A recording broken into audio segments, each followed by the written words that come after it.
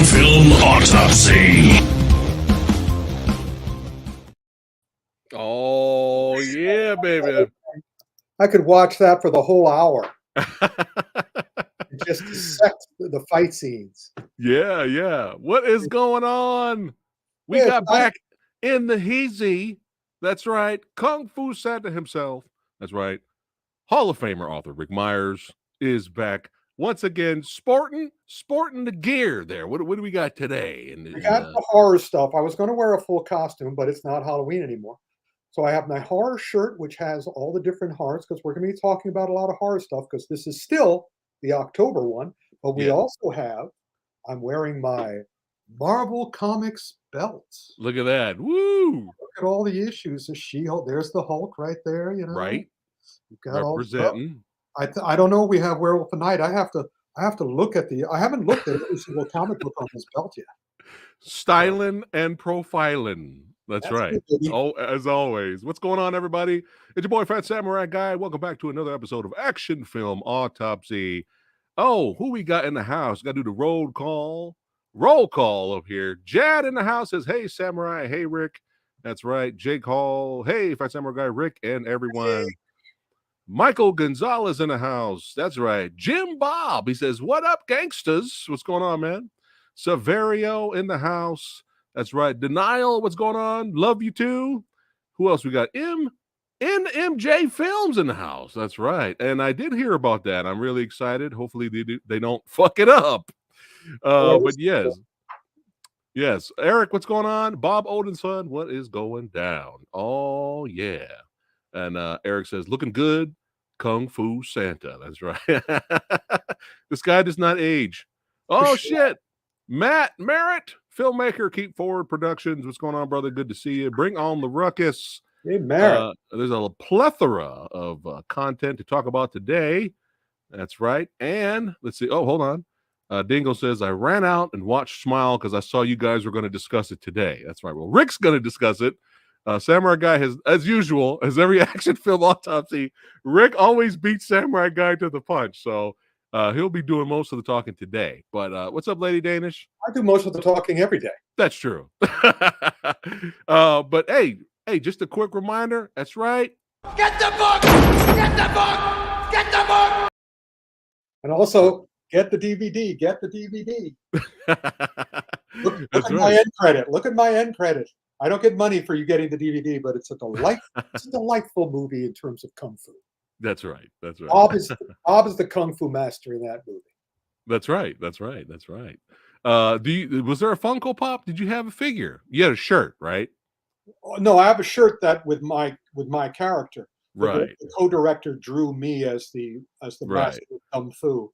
There you go. Drew me as a minion. Yeah, which was great. Hold on. Yeah, which was hilarious. And we blow it up while you're looking for it. I got it. There you go. Yeah. It's all about the banana chucks. That's right. And, I was so disappointed they didn't use them in the film. Yeah. I suggested that they used them in the film because they asked about that. They did use the Game of Death jumpsuits. Oh, good. All right. Nice. But I said, the bananas for sure. You got to do banana food. Yeah. But they had so many ideas. They had so many different plot lines. I mean, it's an entertaining movie, but it's all over the place. Right. So we could. I actually should have. We should have autopsied that too, because there's a lot of kung fu in it. Yeah. A lot of martial arts in it too. Yeah. Maybe we could do a movie review on that one. At some point. Well, what we might do, because Pat Samurai and I were talking about the Thursday Versus, our Thursday night show Versus, the two movies, and I wanted each of the major contributors for November to choose two movies they are thankful for. So I think what I'm going to do, obviously being the egomaniac that I am, is Kung Fu Panda versus Minions Rise of Gru. Oh, okay. Force you guys to watch both. Right. See how much of the Kung Fu I advised on in both movies, which one is better. I mean, I already know what's going to win, but it's my way of doing both those films. Yeah, just for fun. Yeah, but anyway. All right. Let's jump right into it. Up first, dun dun dun. Oh, we're going to do the TV House stuff of the Dragon. That's right. This basically these two were created to vie against each other. Even though one shows on a Friday, yeah, we've got the Rings of Power versus House of the Dragon, Game of Thrones. One's on Friday on Amazon Prime. One was on Sunday. Well, they were both Amazon Prime on Friday, HBO on Sunday. Right.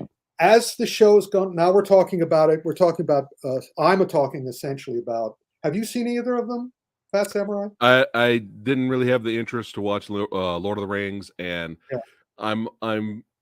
we'll see about Game of Thrones. You and some of the Movie Dojo Army, you're kind of enticing me a little bit to give it a shot. We'll see. It's a great show, but We'll be that see. as it may, it becomes clear, especially with the climactic episode. Okay. Of the thing I think I don't know if I talked about it here last time, but it's certainly I'm going to talk about it now, which is the thing that makes one work and the other one fail is the authorial hand, the authorial hand. In other words, you can see the opening credits of both of them. On one of them, there's no mention of the author except based on the books by J.R.R. Tolkien. But no buddy from the Tolkien estate is connected with the Rings of Power in any way, shape, or form. And the producers of Rings of Power, Amazon Prime, have an extremely limited amount of material that they can call from the Lord of the Rings series. So everything has to be a derivative, and everything is created by someone who's not involved in the actual original works. And I could tell.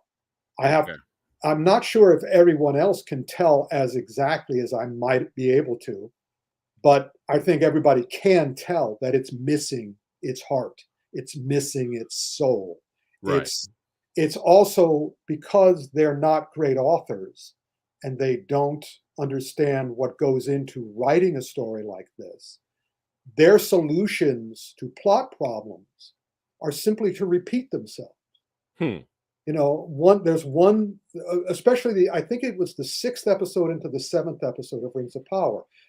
I mean, it was a slow, because they had to fill time, because they spent so much money and they wanted to take up so much airspace. Everything was playing for time. Everything was filling time. So the first 4-5 episodes were stretched out, playing for time. Nobody knew who anybody was. Everybody was literally in one or two episodes. Every character was simply wandering around. That's all they were doing. They created like 4 or 5 different groups of characters based on other characters from Lord of the Rings. And then on one episode, we go with this group of little people, and they wander around. That's the plot. They have to move from one village to another. And everybody else is doing the same thing in the same episode. This is the wandering around episode. Yeah. Then the 6th episode, they decided, finally, okay, we're going to have a battle. We're finally going to have some action. And they have the generic digital action, but at least it's more exciting than the rest of the stuff, and all the characters can be seen in action. And then in the 7th episode, every single one of those characters has doubts about what they did in the previous episode. Every single one. Every single one. They go back every time we go to them. Oh, maybe I shouldn't have killed all those people. Oh, maybe I shouldn't have gotten involved with the battle. Well, maybe I shouldn't have. It's like, and I'm going. Oh, that would have drove me nuts. It drove everybody away. Then the final episode again, they established one identity very strongly, but they made the wrong choice. They concentrated on the villain, not on the heroes. So suddenly it's like, oh, that's our big twist. That's our big satisfaction. This is the stake we're giving to you, our watchers, to make you happy that you stayed with us. Right. No, we don't, who the hell cares? Right. Because we know once they introduced, if they had been smart, they wouldn't have trod on anything Lord of the Rings. They would have done their own unique story that was reminiscent, but had nothing to do with the future, because the character they revealed, spoiler alert, Sauron, we know what happens to him because we saw the other movies. So it's like, who the fuck cares who he is? Right. We know what's going to happen now. Dumb. Meanwhile, House of the Dragon, has that got an authorial hand? That has got 2 authorial hands. That's got an authorial brain. That's got an authorial heart. That's got an authorial spine. That's got an authorial stomach. I mean, everything works in that show because the God who created those characters is making it work. He's the puppet master again. He's the puppet master. Right. But also, George R.R. is a great storyteller. He understands emotion, as Bruce says, emotional content. Yeah. He understands that extremely well. So even though I was kind of expecting more action in the last episode, I thought the last episode was going to be next season. No, there's not. There's actually very little actual action in the final, but emotional action. Okay. Incredible emotional action. All right. The birth sequence, the stillborn birth sequence alone is like one of the best action scenes I've seen this year.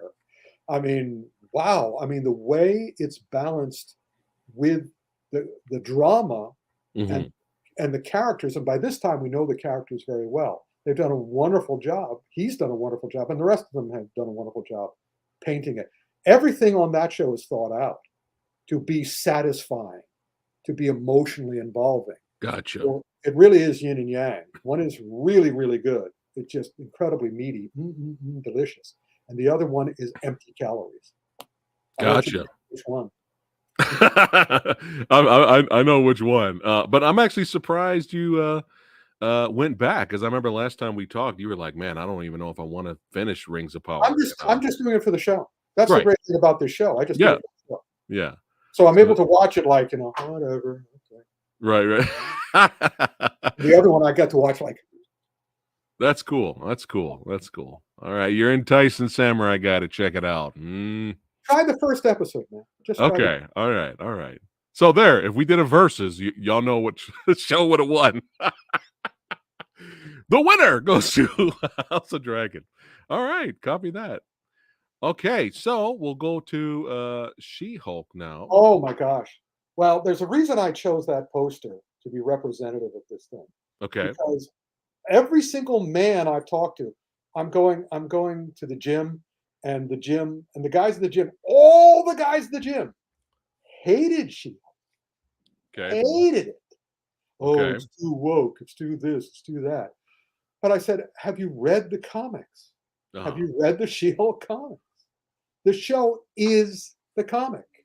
I mean, the last episode came right out of the John Byrne comic book, where She-Hulk left the comic to visit Marvel Comics offices. Here she visits, Marvel Studios. And I just thought it was wonderful. Once I got used to it, once I saw what they were doing. Okay. And they kept putting the little thing that you could scan during the episode and go to the comic book and actually read the comic book, which was brilliant because that prepares you for the next episode. Huh. But the thing I love the most about She-Hulk, as much as I enjoyed the rest of the show, as much as I enjoyed that it challenged its viewer, it challenged its haters, it sort of said, you have a problem with us? Well, bring it on. Was their recreation of Daredevil. Daredevil is one of my favorite comic book characters of all time. Of course, he reminded me of Zatoichi, the blind swordsman. Right. And I just love the idea of a blind character, because then they could have all sorts of other meanings and all sorts of other senses. But I hated the Netflix Daredevil. Oh, wow. To me, he wasn't Daredevil. The fights were okay, even though they kept repeating the same one over and over again. Every third episode of every single Netflix Marvel show had the same fight on the stairway. the tunnel fight. The tunnel fight of the stairway. Hallway fight. Yeah, the hallway fight, which they took from Old Boy. Anyway, they were inspired by Old Boy. But he was. I loved Daredevil. I loved every iteration of Daredevil. Everybody who brought heart to it. But of course, I saw the first issue. I came upon the first issue, and that's what I loved. The Daredevil in this had the first issue costume. Right. That one, the yellow and Mhm. brown costume. Right. And the way they incorporate it into the show is just great. Do you But know if when he gets his own series, if he's gonna have the same outfit? I have no idea. Oh, okay. I'm Okay. not. I mean, I spoke to Marvel. I mean, I spoke to Disney, but I've never spoken to the Marvel guys. Nobody's asked me to give a speech for them about movie action. They don't really have to. They've got some of the best guys in the world. Right. Even though, between you and me, Marvel, I could help. I could give Right. you Yeah, yeah. little touches of what you can do to make them even better. I'm Right. really excited about Wakanda Forever because hopefully they will have corrected the mistake in the actions from the first movie, which was the first movie's only major flaw. Right, right, But in right. any case, She-Hulk, they reboot Daredevil. Mhm. Daredevil stole the show and had the best episode. No question. He's now Daredevil. He's not a Netflix pod person version of Daredevil. He has a sense of humor. He has great wit. He has great power, and he uses his powers.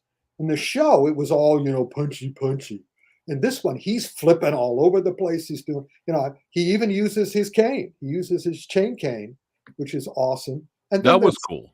the I saw some highlights. That was yeah, actually kinda cool. the sex scene, and the walk of shame, which of course in Daredevil's hands, it's not shame. It's the walk of pride.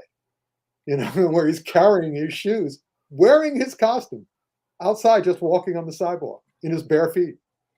I mean, I just love that. I love the show. I just love the show, and the action, because of Daredevil, was great. The action with the Hulk, it was all breaking the fourth wall. The Uh-huh. twerking was great, but Right. Daredevil's fight scenes, awesome, really great. So you're saying the finale nailed everything? Not everything. Okay. It was all delightful for me Okay. because I saw where they were coming and I saw where Okay. they were going. I Okay. understood that all the guys at the gym were frustrated by it, but my attitude was, well, you don't know comics, man. You're not a comic book person. I only tell you what I think of these things. I don't tell you Yeah. what you should think of these. Right, right. But, I'll look, I did see the clip, with Scar showing up, and I was like, "Oh, no. Oh, no." So well, that's hopefully setting up World War Hulk. they change that a little bit later. Yeah, they're also setting up World War That Hulk. look. Yeah, Yeah, and but that look is bad. That is like, what are we doing here? So and hopefully, I also loved they Kevin. do something later. I loved Kevin. They have, they have Kevin Feige in the show Oh, the robot. as an Right, answer, right. yeah. The I just love algor the fact that they dealt with that, and again, we're attacking their own haters. They weren't attacking their fans. Their fans are fine. Uh-huh. Their haters are not so fine, but So in the second season, do you want them to continue attacking their haters, or they should move on and not give their haters well, that's the any great thing about spotlight? Marvel. You just look at all the Marvel shows so far. Okay. Even add the Star Wars stuff, which we're going to get into in a second. Okay. Every single one is different. You can hate every single one for a different reason. Okay. So if they go back and repeat themselves, that's not Marvel. Marvel tries not, Right. Marvel does something that these other idiots don't do, which is they learn. They learn. If they're not happy with it, they improve it. They change it. That's what's so great. Also, they also know what they're doing from the outset. They're not Mhm. doing anything just to fill time. So if I go back and watch my least favorite Marvel show, which was Moon Knight, Mhm. I'm pretty Right. sure I would enjoy it more because I'm over it now. So now I can see what they were doing and how they were doing it. I still don't think it's going to be as good as their other stuff Right. Right. because again, I think that was all ego boost on Oscar Isaac. But Right. but they're always worth seeing. There's a lot of the movies that we talk about I'd never want to see again. But if I have to see anything from Marvel again, bring it on. That's fine. Well, speaking of Marvel, we'll keep it rocking and rolling here. I absolutely loved Werewolf by Night. It's been a long time. It's been a long, you know how I am, Rick. It's been a long time. Samurai Guy has loved something from the MCU, and I'm just like so happy. I couldn't stop smiling from beginning to end with this. It was Like, so great. Again, loved talk it. about doing something different. Yeah. This was the Marvel homage to horror. And I'm talking about real horror, not murder movies or slasher films. I'm talking about horror. Even though they had some aspects of slasher, they put that scene where the knife goes through the guy's head. Yeah. Yeah, that was great. That was their little, we'll give you a slasher, that's fine. But we're going to go further with it. We're going to use it as a little suspense. Again, they used everything. Michael Giancano, the director and score, he did the music and directed the show. Obviously loved old Universal monsters. Obviously loved Hammer films. Oh, so obviously good. Loved Marvel stuff. And this was just like, if you're a lover of genre movies, Werewolf by Night was a kiss on the forehead for you. Yeah. A kiss on the hand. It was just delight. And the fact that Man-Thing shows up. Yes. And Ted shows up. And then they go into color at the end. They start in black and white, go into color. Yeah. It's just like, again, I want more. I would kiss their hand. I don't need more. I want them to. I'm looking forward now to the new Blade. I'm looking forward to their horror tinged stuff. Because again, these guys, whether you think so or not, and whether you like it or not, they know what they're doing and they do what they want to. Copy that. Not everything is perfect, Rick. Yeah. Not everything Marvel does is perfect. No, I never said they were. It's okay. For me, they're all enjoyable. Gotcha. I mean, you know me, I've seen so much stuff. Right. Whatever, 65 years of film going, that I'm looking for something that feeds my brain, because there's so much eye candy out there. We're going to get to some of the eye candy here. So anybody gives me any mind candy at all, I'm very grateful. It's a bonus. Yeah. I'll work with them. Right. Gotcha. All right. Let's keep it going here. Yeah. Werewolf by Night. I didn't see that coming at all. And by the way, the action was great. Yes. Everybody fought in character.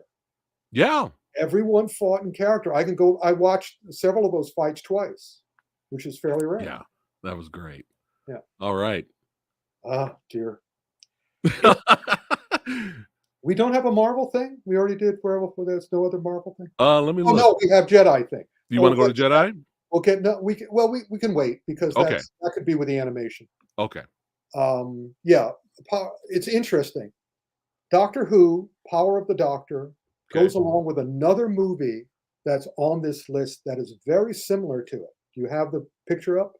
Yes. I can't wait to hear the similarities here. Go ahead. Yeah. Halloween Ends and Doctor Who, The Power of the Doctor, are very similar. For the usual, these are the ones that I'm going to go ballistic on. Okay. Again, what makes me ballistic is inexplicability. I mean, just why did these filmmakers make the choices they made? They seem to be the worst possible choices they could think of. And I suddenly got a flash of inspiration as to why Halloween Ends did what it did. Okay. Both those things, Power of the Doctor and Halloween Ends, both of them consciously, purposely sideline their main characters for like 75% of the show. Really? The movie in one case, the show in the other. Well, the show, Doctor Who, was 90 minutes long, so that was basically feature length. And the main character, the Doctor, was sidelined through most of it. Halloween, Michael Myers, was sidelined through most of it. And it was like, I still can't figure out why they did it with Power of the Doctor. It was kind of like, in both cases, I figured there was something going on behind the scenes. Right. In the case of the Power of the Doctor, the creative, the showrunner of that show. Hey, Kevin. What's up, Kevin? Kaiji. Yeah. The controller of the show has the worst reviews in the history of Doctor Who. He did a terrible, terrible job running that show, and he wrote essentially every episode. And he doesn't know science fiction at all. As a science fiction writer, as a fantasy writer, I mean, it was obvious he did not know what he was doing. And he just ruined poor Jodie Whittaker, who was playing the doctor, the first female doctor, because she's great, but she had nothing to work with. That sucks. I mean, basically, the way you could review every single one of those episodes the same way, which is stuff happens and then more stuff happens. None of it connects at all. Right. But it just happens. It happens because it does. Wow. Not because it makes any sense or adds up to anything. So she's sidelined through most of this. But then, okay, Halloween ends. Why? Again, I was so pissed. The thing that really pissed me about it, okay, the doctor in Doctor Who, even though she sidelined through most of her finale. Wow. Yeah. She at least acts the same way she acts in her previous episodes. She's still given the terrible scripts in all her other episodes. And she's still the same doctor. Sabotage though she is, she's still the same doctor. The Michael Myers who is at the end of Halloween Kills is 360 degrees from the Michael Myers in Halloween Ends. He's not the same character in any way, shape, or form. And also, Laurie Strode, there we go, Jamie Lee Curtis, she seemingly, between the two movies, has completely forgotten that Michael murdered her daughter. and also murdered almost everybody else in town in a bravura showing of slasher power. Just killed all these people. So suddenly, in this one, he's disappeared. He's aged 80 years, and he's totally helpless. Yeah. He's totally effing helpless. And she's like going, it's like she never had a daughter. Oh, I'm going to invest all in my younger daughter. And I'm going to, and then the whole movie becomes about, well, Michael, you put your finger on it. I figured out why Halloween Ends is so bad. Okay. Because just like every slasher movie, that most slasher movies were created by producers because they knew that no matter how bad they made it, if their budget was less than 30 million, they'd make money. They would make a profit if they kept the budget for less. That's why you don't have to have major stars in slasher movies, because they're trying to keep the budget low so they can make more profit. And they also discovered with Nightmare on Elm Street, specifically the third one, Dream Warriors, they discovered it's really important. Producers discovered this, not writers or directors. Producers discovered it's very important that you don't make the movie too good. You can't have because you want to make a bunch more, because you have a ready-made audience that'll come to any crap you put out. But if suddenly you put out a good one, you may have created an expectation in the audience that they might want it to be good. They might want Nightmare on Elm Street 4 to be as good as Nightmare on Elm Street 3. Well, no, The Last Jedi is a little different, Dingo, in that if they had let the guy who made The Last Jedi continue, it would have paid off. Maybe. Well, look at what he's done since. That's true. Look at what he's done since. He knows what he's doing. They chickened out. Lucasfilm chickened out. Right. That's why, and thankfully, we'll get to Lucasfilm in a second. But I believe that they made Halloween Ends so bad to make sure the audience was not satisfied at the end. So they were hungry for a reboot as fast as they could get it. Interesting theory. And I think it's actually, and it rings true to me, because nothing in that movie made any sense unless that was true. Right. That makes sense. I did interesting. love him going into the shredder. That was my favorite shot in the whole movie. Him going into the shredder. And I was so angry and frustrated by the final fight between Laurie Strode and him. Yes. It was terribly bad. Thank you. Oh my God. Thank you. That was awful. Oh my God. I was yelling at the screen. Laurie, thank you. Have you learned nothing? Have you learned nothing? The one thing I liked, but again, they blew that, is when she stopped the little thing on the curtain from tapping against the curtain, which alerts Michael that she's in the closet. Right. But again, it was just like, let's show the audience how stupid Laurie is. After all these years where she's supposedly preparing herself. Yeah. Please, this is utter awfulness. Yeah, I believe that's the reason why. It's in the words of Rick, it's good enough for garbage. Yeah. Or is it less? No respect for the audience at all. And the Doctor Who stuff, it was such a sense of release to see her regenerate. Yeah. And also the big surprise, spoiler alert, she regenerates, she goes backwards. In other words, she's the 13th Doctor. She regenerates into the 10th. What? Yes. And he has this great line, David Tennant. He has this great line, which is, I know these teeth. Because that was that's the first thing he said when he was originally regenerated. David Tennant is the Doctor now. For the next 3 specials. Wow.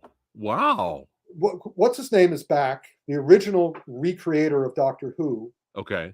Russell T Davies is back to save the series after Chibnall screwed the pooch. Right. So they got him, and he got a great idea. The favorite Doctor of pretty much outside of Tom Baker, the 4th Doctor, the most popular Doctor of all time was David Tennant, number 10.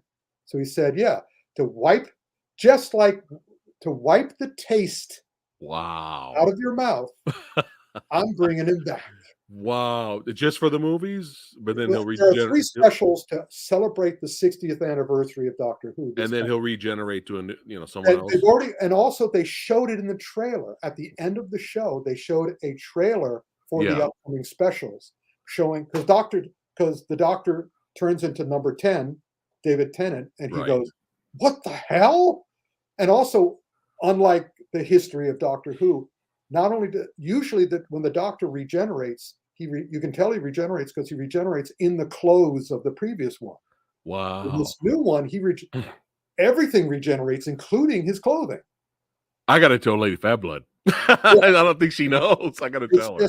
It's just awesome. Wow. But then at the end of the trailer, which shows you the toy maker and shows you some of the plot and shows you Donna Noble coming back, they go into the actual 14th Doctor who goes, but he says something that really pissed me off. He says, "Could you tell me what the hell is going on?" Which is a great way to end the trailer. But I'm going, wait a minute. You're from the planet Gallifrey. Are you telling Gallifrey has Christians? Are you telling that Gallifrey has a concept of hell? Right. You don't have you're another complete fucking planet. So I hope he explained. I hope he goes, could you tell me what the hell is going on? And I understand. I only know about hell from Earth. I don't know about hell. Right. So in any case, it's now we're all, because before everybody was going, fuck Doctor Who. I never want to see Doctor Who. Just ended, And now everybody's going, I want to see Doctor Who. Wow. So That's funny. That's why the two shows are very similar to each other. Copy that. Well, before we carry on and keeping it horror, I got to get your quick thoughts on this, Rick. Yes. So I don't know how, and those of you that have watched this channel, you guys know that I'm never really was that invested in this new Halloween trilogy. I was one of the rare ones that liked Halloween Kills. Why? Because I didn't care about the story. The only thing I wanted to see was him kill people. So I got what I wanted. That was it. That's what that But David Gordon Green apparently kind of took a shot at Exorcist director. And what's weird though is, I mean, you'll have to look up the comment. But what's weird is I don't understand how David Gordon Green is now the messiah of horror. Because he has his Halloween trilogy, and now it's been greenlit that he will have his Exorcist trilogy coming, and now he's also in charge of the Hellraiser series coming out. And I'm like, what? Man, I guess it's who you know. I mean, thoughts on this? What do you think? It depends. Yeah, it is about it's about ego. And everybody wants their Kevin Feige. But they actually don't want their Kevin Feige. They want their Kevin Feige. In other words, the other studios just want a figurehead, but they're ready to deep six it if they do, the the Universal horror, whatever, what was that called? The horror the thing, Tom Cruise's Mummy, where they were going to do the Dark Universe. The Dark Universe. Yeah. Everybody wants their universe. Right. Well, they're going to give him that because the Halloween stuff made money. And here's another thing. This is what Zack Snyder is very good about. Zack Snyder and David are great in the room. That's what the Hollywood guys say. That's what the Hollywood executives, the studio execs, say at their cocktail parties, or at their drug parties, or at their porno parties, or at their hooker parties, or whatever. They always say he's good in the room. So he's got the gift to gab, is what you're saying. He goes into the room and he has his artwork and he says, "This is what I want to do, and it's going to be so great." And executives sort of go, he makes money. And also, good enough for garbage. Gotcha. They don't care as long. Horror producers don't care. Don't make it too good. Because then and also, if Jordan starts casting big actors, then he's screwed. But if he keeps it very, unknowns or B-listers, he's fine. He can do whatever he wants. Yeah, I'm just not excited about his projects after this. But let's and speaking of Hellraiser, what was your thoughts on the reboot here? I have absolutely none because I didn't see it. Oh, I thought you seen it. Okay. Did you see it? Yeah. Well, that's why you're here. Let's go. Tell me how you thought I enjoyed this director's work. He did The Night House with Rebecca Hall. He did The Ritual, which is one of the best creature features I've seen in years. Well, I'm going to get a lot of flack for this, but this is my least. Always say that. This is my least favorite of the three. I liked Hellraiser. I think I gave it like a B or a B minus. Practical effects are great. Had some good atmosphere. But there was just something about it that, I don't know. I don't know. We did a whole big long video on it. If you guys want to hear my thoughts, watch our video on it with Lady Fat Blood. And Lady Fat Blood breaks it down with history from the actual book, the novel it's based off of, all that stuff. She breaks it down. Okay. She's knowledgeable and that stuff. But I thought it was good. It was solid effort. It was a solid reboot effort. I liked it, but I don't love it. I'm not like this, Rick. Like, Rick, Hellraiser, Rick, you gotta watch Hellraiser right now. It didn't have that effect on me. So, as the author of a trilogy of novels about, Fear Itself, Living Hell, and Worst Nightmare, all based on horror novels that I would rewrite. My issue with Hellraiser, I only watched the first one and half of the, second one. Okay. My problem with get me off of the I can't look at myself too long. Not that big. Yeah.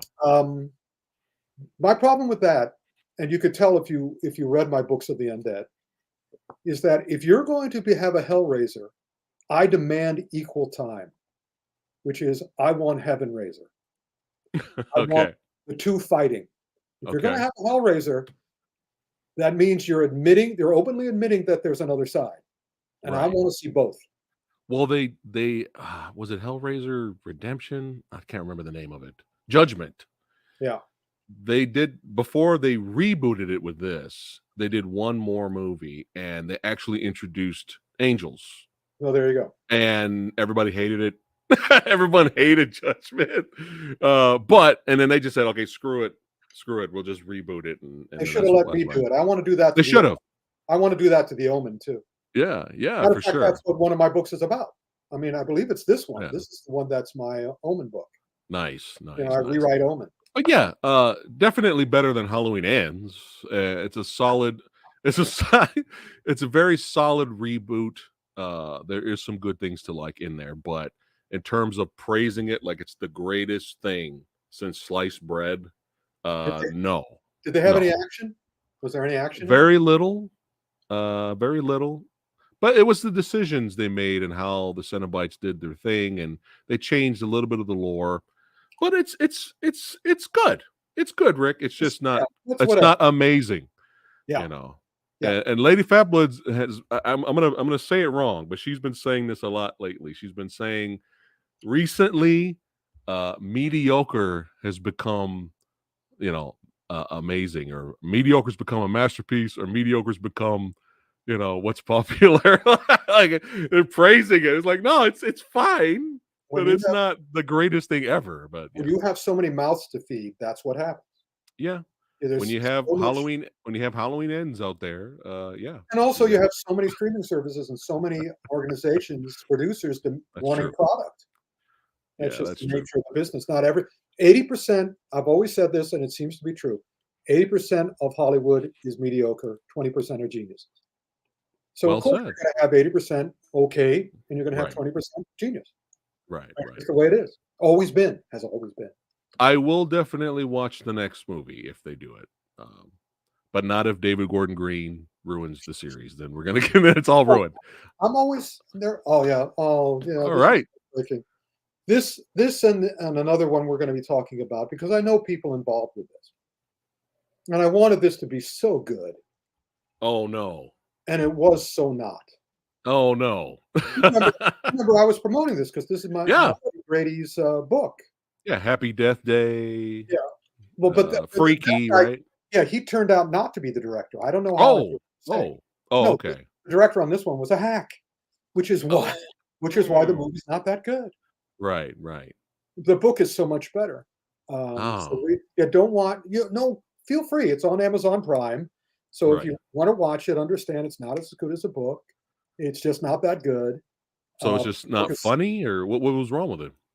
It was just mediocre in every way. It was uninspired. That's the word for it. The book was inspired.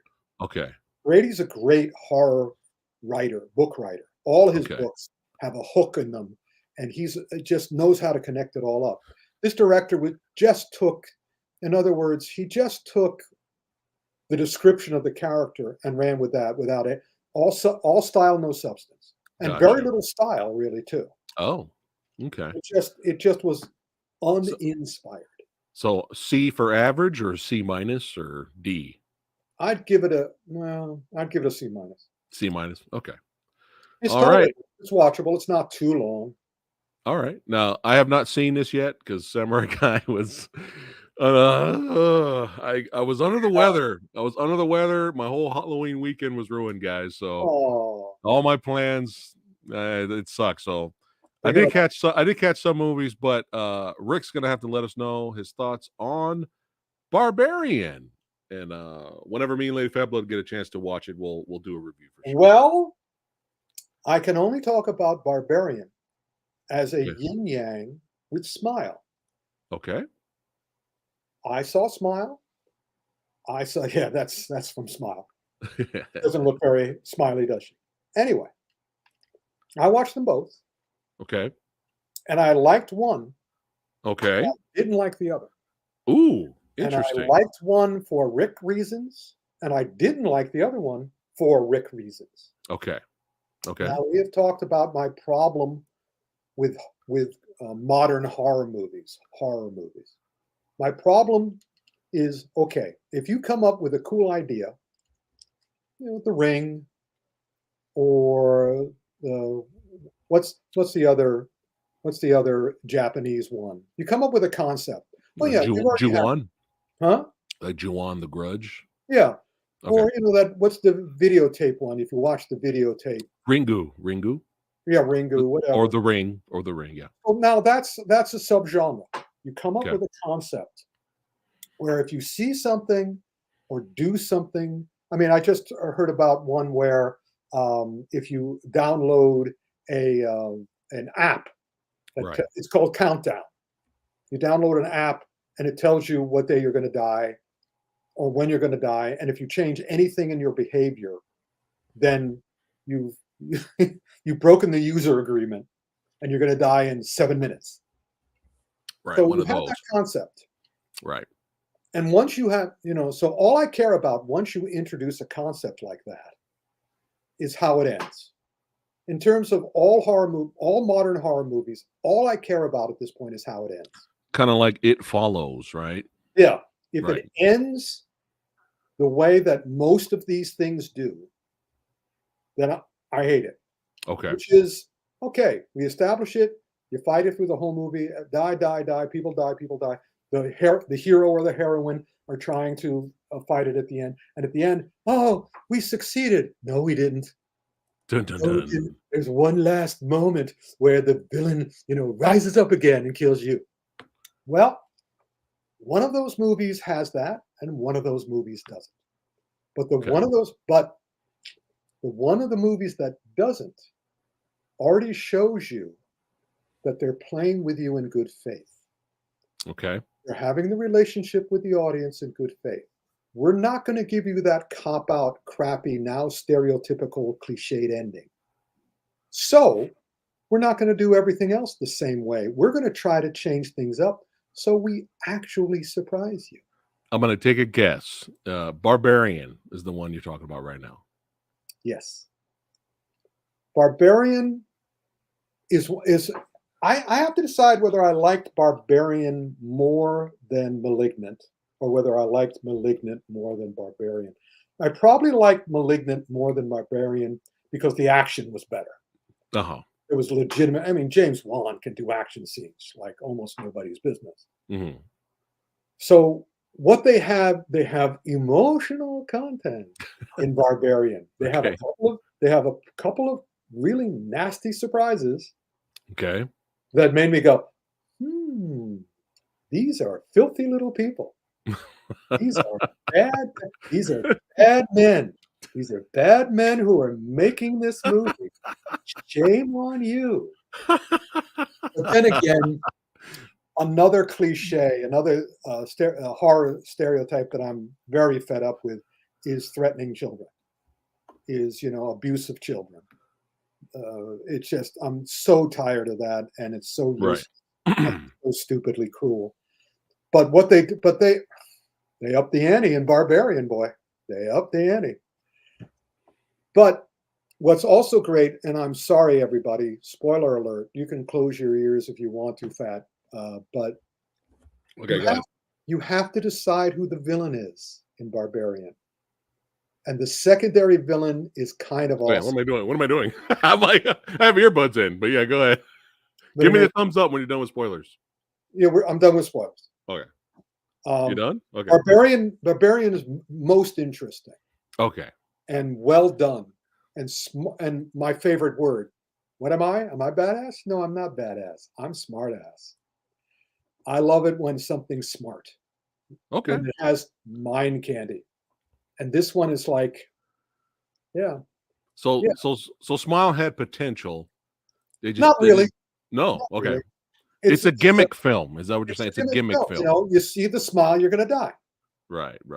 And so and it's kind of like, and guess what? And at the end, we won. No, you didn't. Right. So all right, with that, I could have told you that in the first scene. With that, let's segue and move on. That is hilarious. I already know I'm gonna enjoy this movie. I already know I'm gonna enjoy it. I hope it looks fun. I really enjoyed the first one. So this goes with what's the movie I'm thinking of that? Oh yeah, this goes with a couple of the movies we're seeing today, but mostly it goes with Blade of the 47 Ronin. Okay. Blade of the 47 Ronin and Hitman's Holiday, Accident Man 2. Okay. The big difference is they're basically the same movie, probably the same budget, basically the same approach.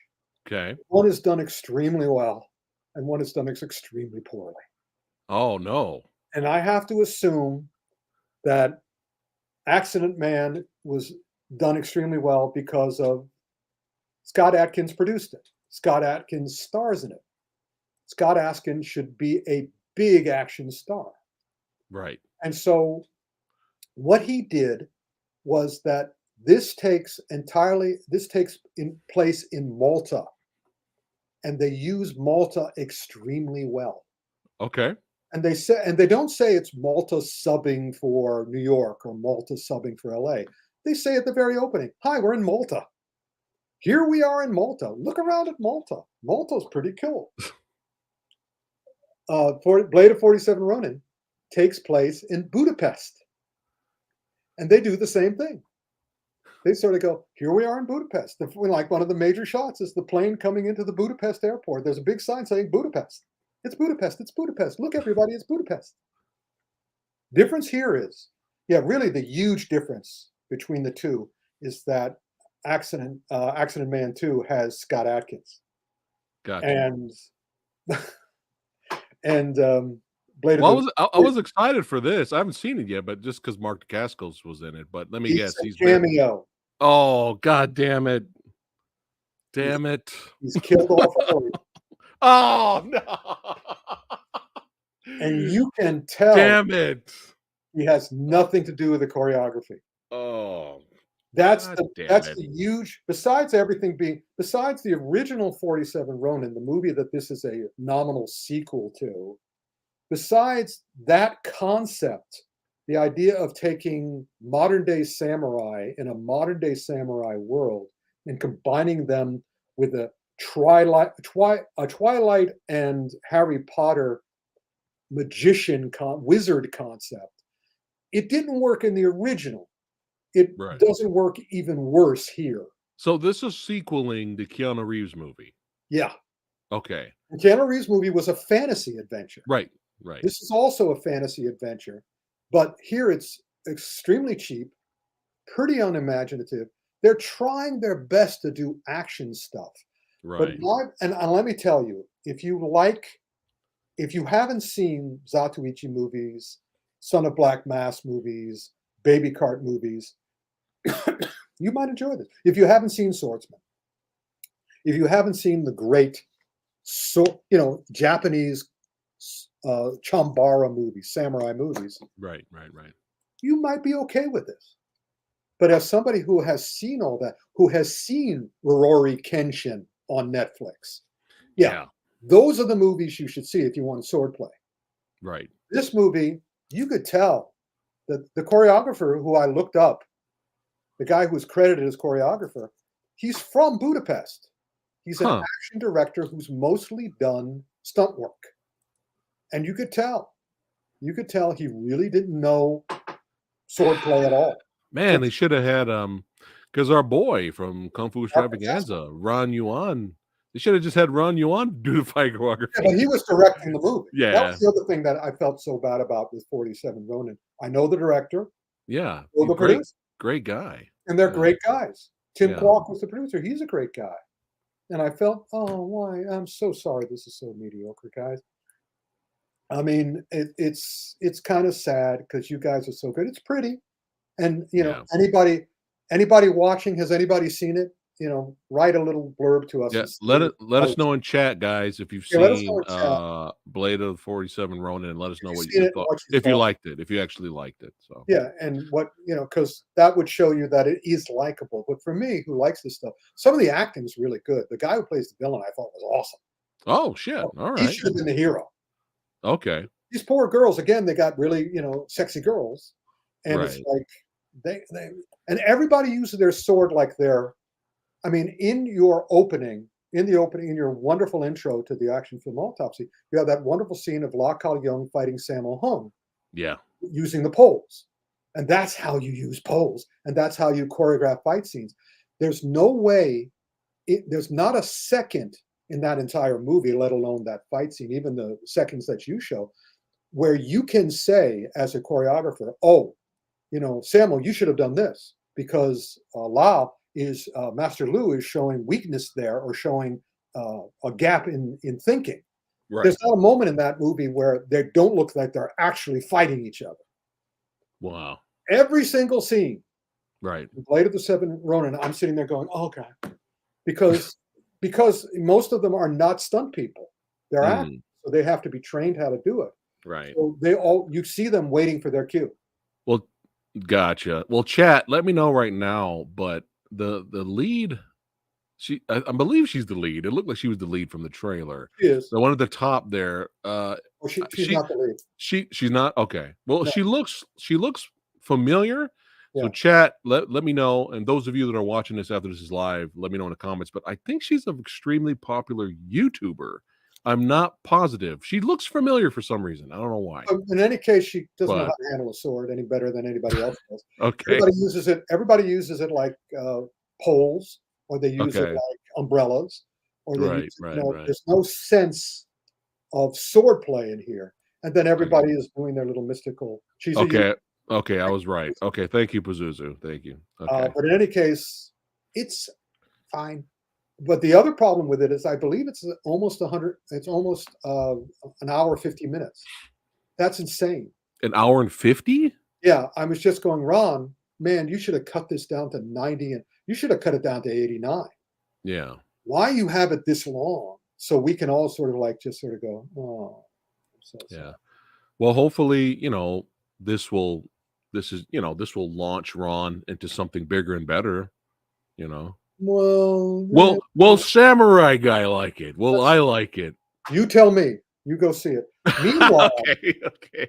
Accident Man 2, Hitman's Holiday, I found very similar in its plot line to Bullet Train. It's a huge bunch of hitmen who all get to hit people. She's a user thinks generic campy skits who gives common sense advice, but she's easy on the eyes. LOL. Well, there you go. That's why she was hired. She's easy on the eyes. Yeah. Okay. They did the best they could. Right. They used Budapest well, but it was not well choreographed, and it didn't have any spark, and it was really stupid, and it was kind of sad. I mean, the opening sequence alone in that movie, where the two characters tell you the plot, they just tell you the plot, and it's kind of like, oh, it's called radio writing. It's like writing for radio. Because you can't see anybody in radio, so everybody has to tell you everything. So exposition dump right at the beginning. Yeah, but a poorly done exposition dump. It wasn't clever. It's just two guys at a table talking. But then Jiminy Cricket came down and started talking, right? Oh, yeah, believe me, Blade of the 47 Ronin was not as bad as Pinocchio. It was tolerable. 47 Ronin, but at 90 minutes, it would have been even more tolerable. So I don't know. I do not understand why they didn't do that. Well, I know I'm in good hands with Accident Man because I can't wait to see Scott versus Andy, my boy Andy over here, man. He's got a sense of humor. He's smart about it. He cannot fill the full. I think that movie is 88 minutes. He's smart. But he can't, because of his budget, he cannot fill it all with action. So he puts in humor, his humor. Nice. Everybody's there for him. The actor, and also they're not major stars. He's the biggest star in it. Right. But they're all pretty darn good. Yeah, Andy's great. And I think he got the cream of the crop in Malta. Mm-hmm. Yeah. He put it in a Malta newspaper or a Malta whatever YouTube and just said, "Come on down, I'll audition you." And he just got the best guy. Nice. And it's very lightheaded. In other words, not Accident Man, Bullet Train, I cared about the characters. They actually made me care about these characters.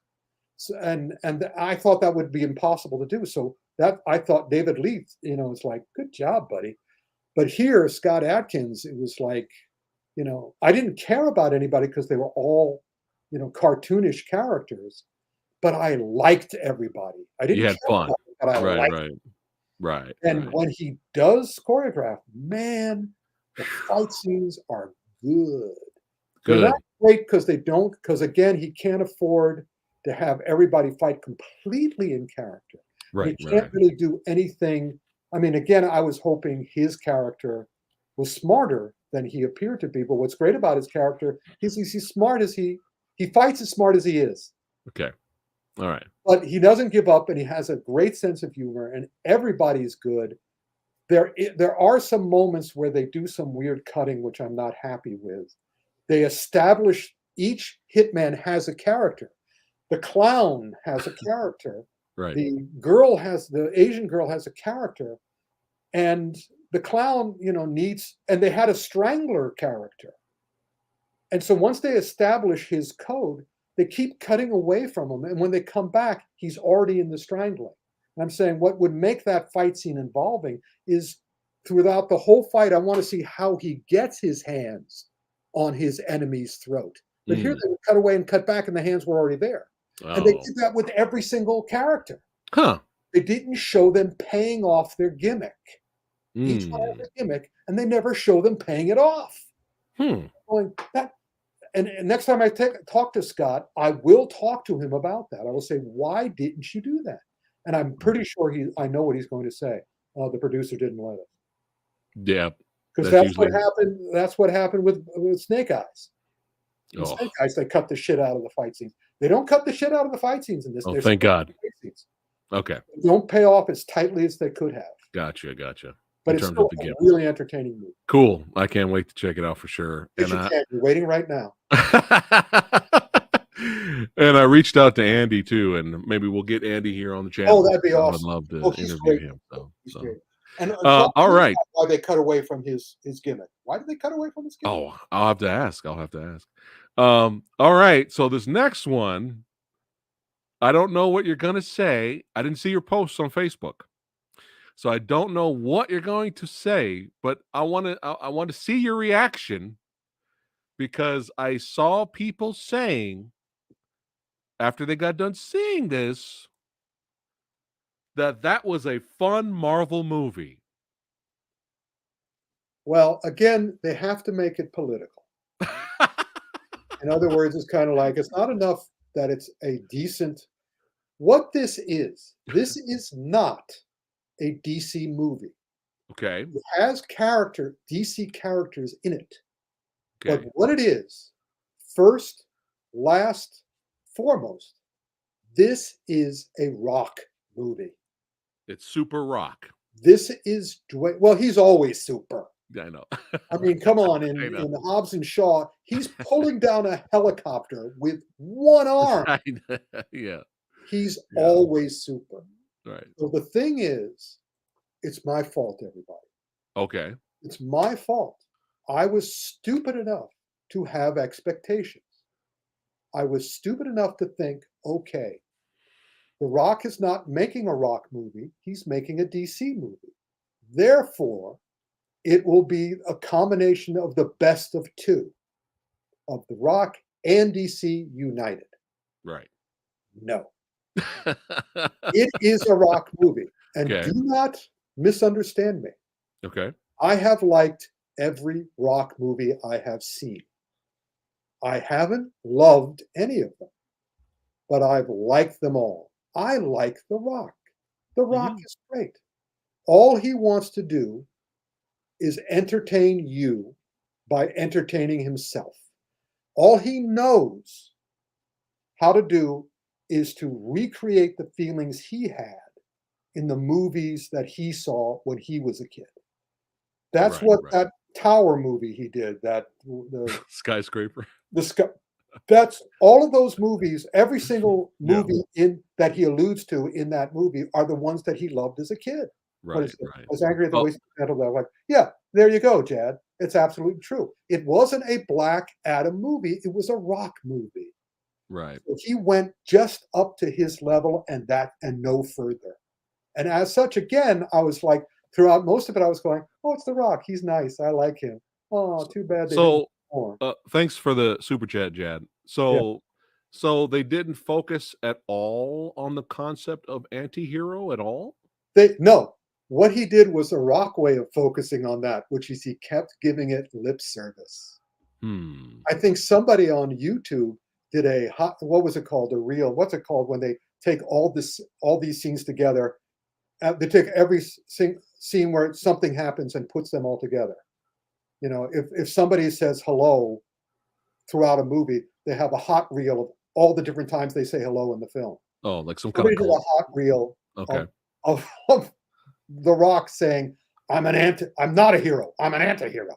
I'm not a hero. I'm an anti-hero. He says it like at least a half a dozen times in the movie. At least. Wow. You know, so he gives it lip service. He doesn't do it. He gives it lip service. Because he's The Rock. He wants people to like him. He doesn't want people not to like him. So he killed no one. He killed no one?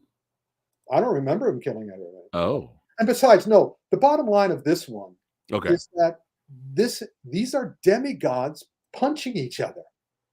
These are demigods punching each other, which is my biggest disappointment because it's all digital action. And again, when these heroes face each other, they don't do what they should do. They punch. They punch and they kick and they shoot bolts. And guess what? The person they're punching and kicking and shooting bolts at, take the bolt. Maybe they go flying through a building, but they're fine.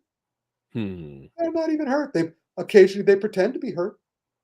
But for the most part, then they're back doing these. They're just like me and my best friend and my brother playing cops and robbers and spy versus spy when we were kids and doing the fake fighting. Oh, oh, oh, oh. But then nobody's actually hurt. And we just keep fighting. We just keep doing it. We just keep doing it. We just keep doing it. So Serg here says The Rock kills a bunch of people in the start of the movie. Okay. Well, good for you, Rock.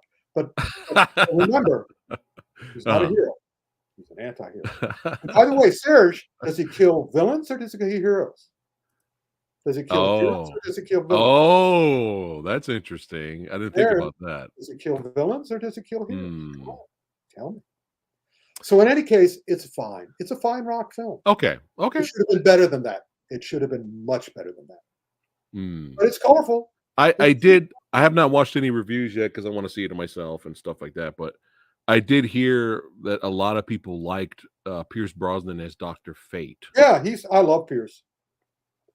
But, and again, all these guys are doing the Phantom Menace-itis. They're not enjoying the movie because it's a great movie. They're enjoying the movie because it's not Marvel, and they're going to use it as a club to hit Marvel with. We don't like She-Hulk, so Black Adam was fabulous. No, it wasn't fabulous. It was fine. And it's a good sign. And also, I am so thrilled that James Gunn is DC's Feige. I am so happy. Yeah, I don't have any issues with that. Yay. Great. Somebody make some good decisions. I'm so happy to Cavill is back. It's like, yay, someone made a good decision. And also, he's made it very clear that what he wants to play is a joyous Superman. Right. He made it perfectly clear. I saw that. Yeah, I'm down for that. Sure. Yeah, and meanwhile, Zack Snyder goes, I can't wait to work with you again. And I can just see Cavill going. And that's why I say, Zack Attack is under the gun now. Is under the gun. I have a feeling that I'll be fine. I think we'll go see it and we'll be like, that was a fun superhero movie, and that's now it. Now that it's a Rock movie and not a Black Adam movie, you'll be fine. Okay. All right, copy that. I wish I had done that too. I'll see it again. Yes. Now, after we reviewed RRR and we asked for suggestions, a whole bunch of movies came up. We had a lot of badasses in the comments give us suggestions, and there's too many movies. We can't get through all of them. But Bahubali 1 and 2 was on there, and I know they're both on Netflix. I put them in the queue, and when you leave it, I know 6 hours, right? When you leave it on the the thumbnail, it starts moving a little bit. It shows you like a little bit of taste of the movie, and my jaw dropped. I was like, oh yeah, I'm gonna love. I got a feeling I'm gonna love this shit, man. So, now you saw RRR, right? Yeah, I loved it. Here's the deal. That's the latest film by the director. Right. This was one of the director's earlier films. Bahubali number 1 was 2015. Okay. And the sequel was 2017. Right. They're beautiful. They're not as good as RRR. Oh, as an overall movie. Okay. I mean, he learned from these films. He learned from these. And they're still beautiful. And they're still cool. But they're not put together. They don't pay off the way RRR pays off multiple times. Okay. But it's worth watching in terms of action spectacle, at least. Sort of. But again, they don't have everything in RRR had weight and effect. Okay. These are very digital in that things happen, and by the end of it, it's again demigods punching each other, and but it's still beautifully done. All these wonderful little moments. It better be wonderful little moments because you've got 3 hours in each episode worth of it. Right. But they're eminently watchable. You can see that there's a sure hand But again, if you're going and expecting RRR, don't. Just go and expecting the first, this is basically what are two early Marvel movies? I mean, in other words, this is not RRR is Endgame. Okay. This is Thor. Yeah, this is literally Thor and Iron Man. Oh, okay. Wow. That's what these are. Thor and Iron Man. Okay. I'm sure I'll still like it. But it gets a little repetitive. But you just recently watched these? That's why you want Yeah, to talk about them? I watched these as soon as I saw that they were on. I watched a bunch of other Indian films. I like the top ones. I like the top ones a lot. In terms of the demigods punching each other movies, you like this more than Black Adam, man? No, because I don't know the actors in this one. They're about equal. Oh, they're about interesting. Equal. Yeah, no, that's true. These both had a level of disappointment for me. Oh, this one wasn't as good as RRR. Okay. And Black Adam wasn't as good as I wanted it to be, since it wasn't just a rock movie, although it turns out to be, just a rock movie. Well, I'm glad you told me to lower my expectations then a little bit. I'll probably enjoy it. Absolutely. I enjoyed it. I enjoyed Black Adam too, just not as much as I wanted to. All right. Copy that. Once you set a bar for me, I want that bar reached. Gotcha. I'm too old for this shit. I want every movie to be better than the last one. Right. All right. Now, the first animated Mortal Kombat film, which was based on Scorpion, I absolutely loved it. I thought it kicked the live actions movies ass that came out the same year. I loved it when it was all about Scorpion. You get the history and all that stuff. I was going crazy for that first one. And then the one that came out after that, I forgot the name of it. It was okay. It had its moments, but now this is the third animated Mortal Kombat movie. I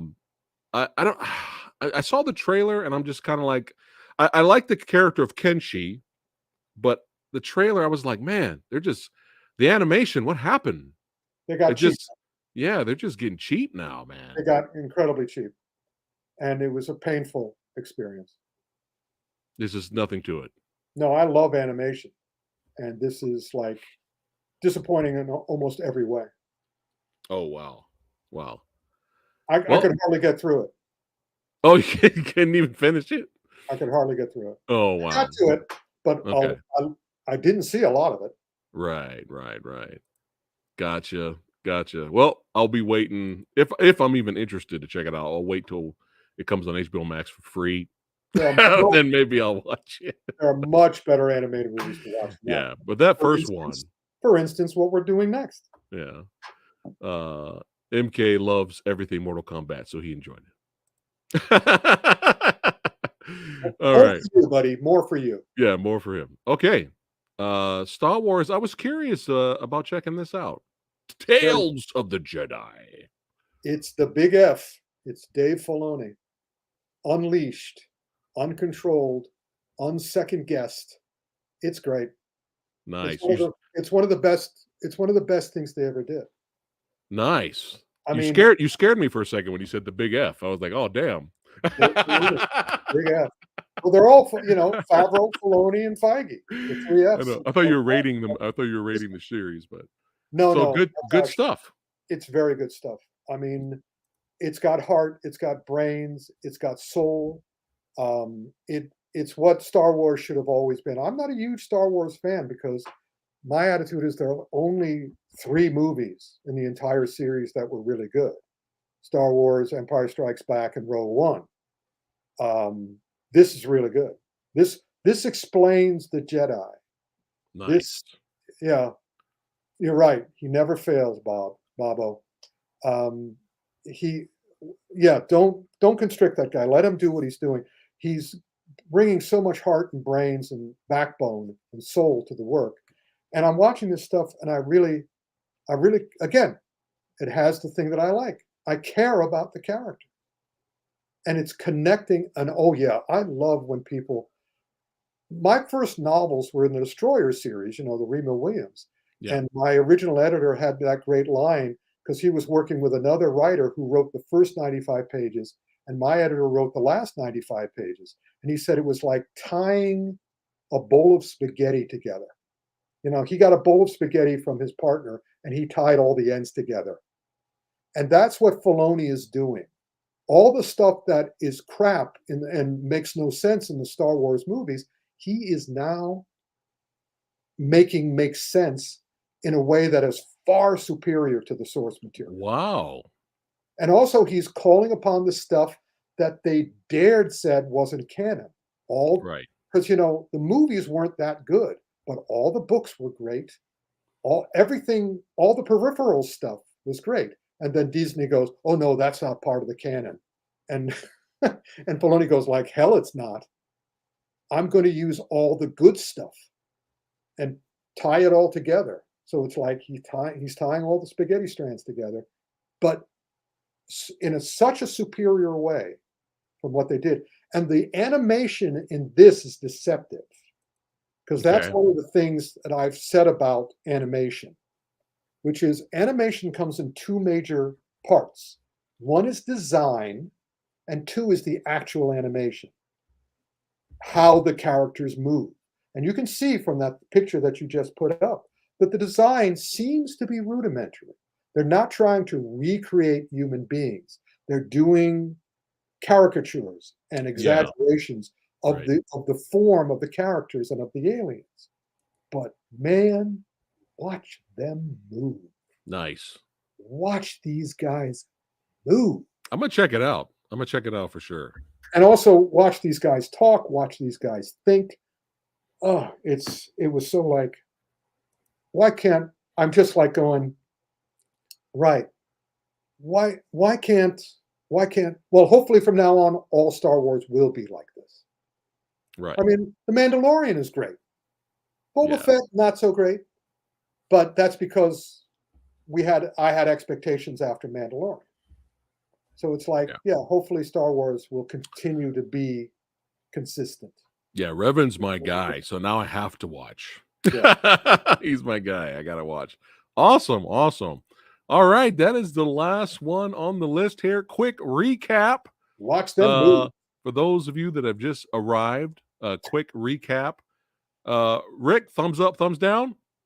Thumbs up. Let me get my thumb in there. There we go. Thumbs there you up. Go. Rings of Power. There you go. Thumbs down. She-Hulk. Thumbs up. Werewolf by Night. 2 thumbs up. Doctor Who, damn it. Thumbs, bad. It was bad. Okay. Except for the last 30 seconds. Your favorite film of the year?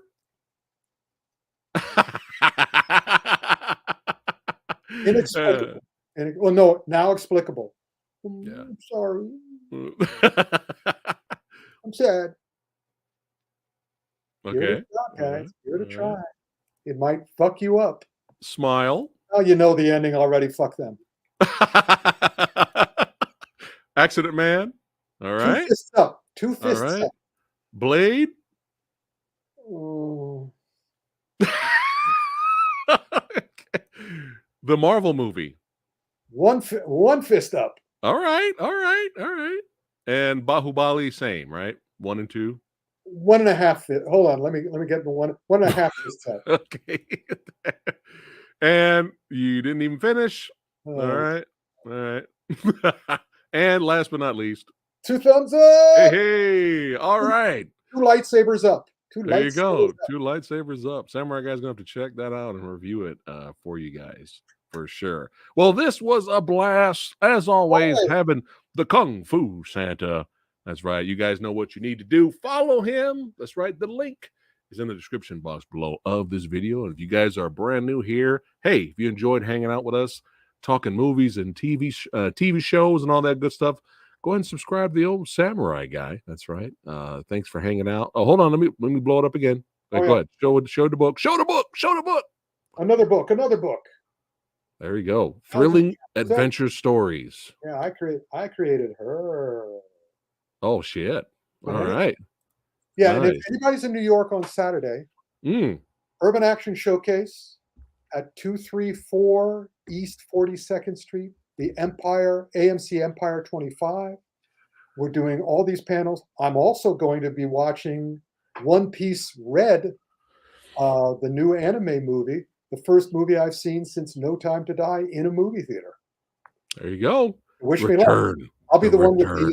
the Minions mask on. There you go. There you go. Shirt on and the Minions mask on. Hey, it's going to be great. I know a lot of your fans and followers that are going to be there, and your friends, they're going to love to see you, Rick, even with a mask on. So you're going to have a good time. Better with a mask on. Yeah. Shout out to Demetrius. That's right, everybody. Demetrius, Urban Bobby, Action. Vincent, everybody. Showcase, Michael Jai White will be there too. There you go. There you go. Thank you, Dingo, for watching. It allows you guys had a great time. And MK says, I think most of us hated Halloween Ends. But I love my theory. I love my theory as to why you might be onto something. You might be onto something. I'm now sure of it. All right, guys, stay tuned. Samurai Guy is going to be doing some editing, some special videos for a brand new series is going to be coming out this week. That's right. And we have a special guest coming tomorrow, but it will not be live. You'll see the video uploaded and some good stuff, talking movies, having a great time. And no verses this week. Samurai Guy needs a break, but we'll come back for sure. That's right. Frank Jang, all those guys. But thanks again for watching. Yeah, if you want to do it first, the Kung Fu Panda versus Minions Rise of Gru. Yeah, we'll have to do that. Yep. All right, guys. Take care. Thanks for watching. And see you next month on the action film Autopsy for November. Right. Woohoo! Peace out, guys. Take care.